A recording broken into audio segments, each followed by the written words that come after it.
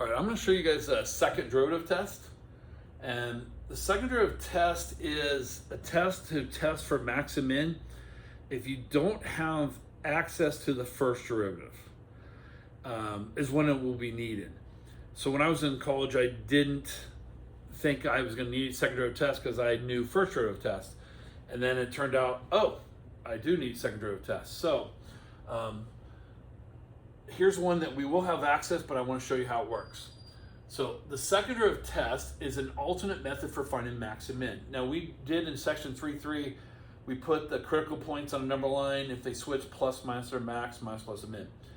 But if we have critical points and someone gives us the critical points, but we don't have the first derivative to check, we can plug the critical points into the second derivative. Now the second derivative tells us concavity.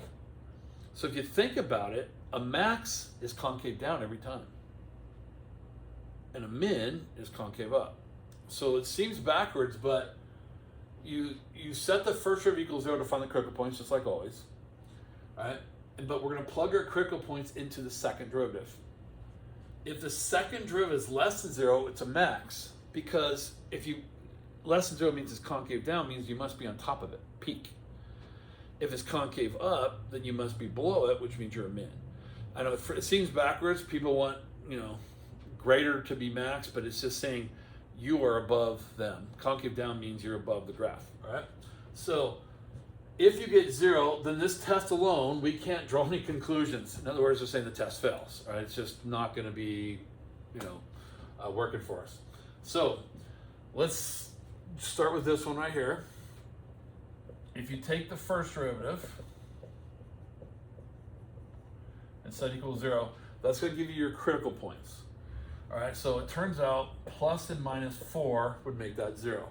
Now, I could do a number line right now because I have access to the first derivative and I can tell if they're max or mins. But what we're learning here is how could the second derivative do this for me? So I plug in I take the second derivative of this equation, which would be 6x. That's it. I plug the critical points into that. So if I plug second derivative at positive 4, I get 24. And if I plug in the negative 4, I get negative 24. Now it says if I get a positive answer, that it's a min. So since I got a positive answer, that guy was a relative min. And negative 4 give me a negative answer. If I got a negative answer, we're a relative max. Now again, explain why. 4 gave me a positive, which means the graph's concave up, so I must be below it all. I'm a min. And then if I got a negative answer, I'm above it all, which max. So this is just saying what the graph is doing below you. And that's called the second derivative test. Now the number line is more informative. The number line also tells me increasing, decreasing, all that stuff. But if we didn't have access to it, and here's an example of that. Here's the second derivative only. We don't have access to the first derivative.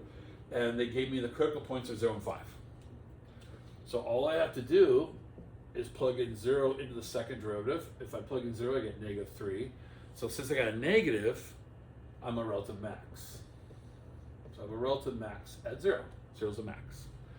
If I plug in the other critical point being 5, I get 11 thirds.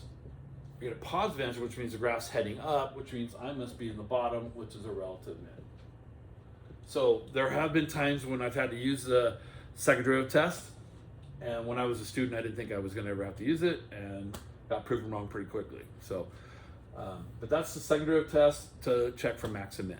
Okay.